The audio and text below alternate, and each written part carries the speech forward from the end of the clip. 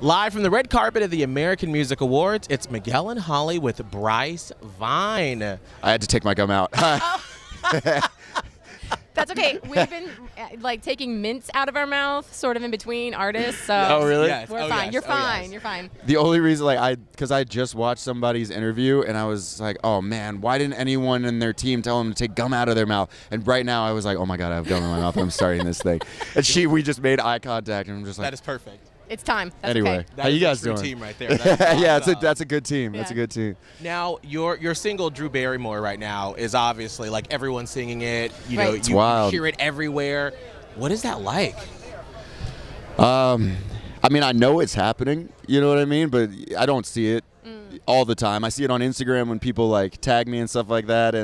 But most of the time, dude, I'm traveling and writing so often that there's not that much time to focus on it, which is a good thing. Right. Because otherwise I would be freaking out right now about writing the next one. Yeah. No kidding. I mean, You it's know what like I mean? there's almost that level of success, and then you're like, okay, well now what? How do I follow up? Yeah, But this you song know, is so great though, and thank there's so you. many different influences that come in. Yeah. And I mean, reading your story, which the first time I heard the song, I was like, let me dig into this. So reading your story is fascinating. So you have all these different influences coming in. Where do you think you resonate the most? Like what genre really hits you? I mean, Or is it an even balance? I guess it's even, but I started in rock, like punk rock. I was in a punk rock band in high school Right. that I just became the singer for by default because no one else could really sing. Like I always thought I was going to be like the lead singer of a band when I got older. Like that was the vision. So I never really, it just kind of all accidentally happened as I just kept progressing and working towards, doing what I wanted to do. And then you just find like, I love anything that gives off an energy that feels special. Like when I heard "How Do You Want It" by Tupac for the first time, or when I heard "No Problem" by Chance the Rapper, and "This Is America" by Childish Gambino. It's like these are just songs that I'll never forget about now. Yeah. You know what I love? You have such a distinct voice. So was Oh, there thank you. anyone like as you were coming up that was like, well, you need to do this or you need to change this?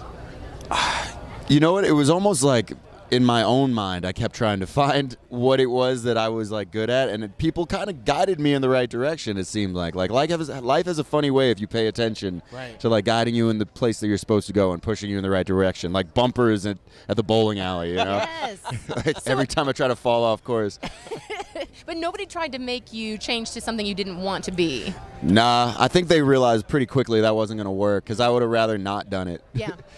Yeah, that makes sense. Like I love to do what I do. If I don't, then Then why are you doing yeah, I'll just go be a novelist or something. Right. Now, Go ahead. I'm sorry. I saw that you were doing an interview, and you said that you like to set like the ambiance. Hopefully, that's the right word for each song as you write it. Like, Yeah. to sort of set the scene for it. That is true. How do you come up with that process as you're writing each song? I read a lot. I read a lot of books. My mom was a huge reader, and I wasn't for years, and I forced myself to be, and that helps a lot. It helps you just set a scene in your brain and pick out details in a different way. I think that a lot of people miss out on, actually, because it's even actors. Like I know so many people that are actors that like don't read books, and I'm like, but you're reading scripts that were books a lot of times and stuff like that. So that helps. That helps a lot. And I think of where people will be when they're listening to the song.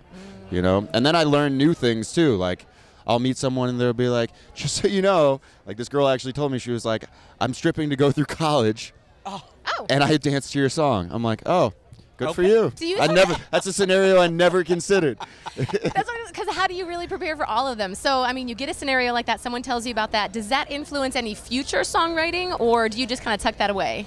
Yeah, I mean, everything is an influence. Like I'll remember just one day in my life, and I'll like have a picture in my head of it, and that's what I start. Drew Barrymore, I remember I started writing it because I was at the Saguaro Hotel, which is in Palm Springs and in Arizona. But it's such a wacky, like Wes Anderson-looking movie set hotel that I was like, this is a perfect location for me to think of like this song. So. Well, that is so awesome. Yeah. So what can we expect from you in the next couple of months? Just putting out new music. I'm going on tour with Max in 2 weeks. I'm going to Europe next week, which is exciting. I'm playing in Amsterdam. And Is this your first time? No. No? Okay. No, it's actually, this will be my third time in Amsterdam, but my first like tour on my own, doing my own shows. Like, Wow. it's pretty cool, yeah. Is there anything you're looking forward to specifically for this tour with Max? Oh yeah, I mean, we're doing mostly East Coast, and I was born in New York. Like, so whenever we play New York, it's amazing. And Boston, where I went to school, is amazing. And he's such a like exciting, like fun performer, energetic that I just know people are going to be very exhausted by the time the show is over, which is great. You want people to go home and want to go to bed, you know? Right. So I'm excited, man. And my DJ plays trumpet, which people don't always expect, which is really cool. Yeah, it's a fun show. Are there any other surprises that you have? I mean, you don't have to tell us what they are, but surprises in the show that are going to pop I love when out? people ask about surprises. Like, well, then it's totally going to be ruined. It's not a surprise. Any But other if you've got anything surprises? up your sleeve, I guess. Flamethrowers. That's good. Yeah. Sword swallower, maybe? Yeah. Yeah, we're doing the whole shebang. What I want you to do is not focus on the music at all. Just look at the pyrotechnics. Yeah. Yeah. Oh, Bryce Vine, thank you so Dude, much thanks for for joining having us. me. And we're so Thank excited you. to see your career grow. Thank you. Thank you.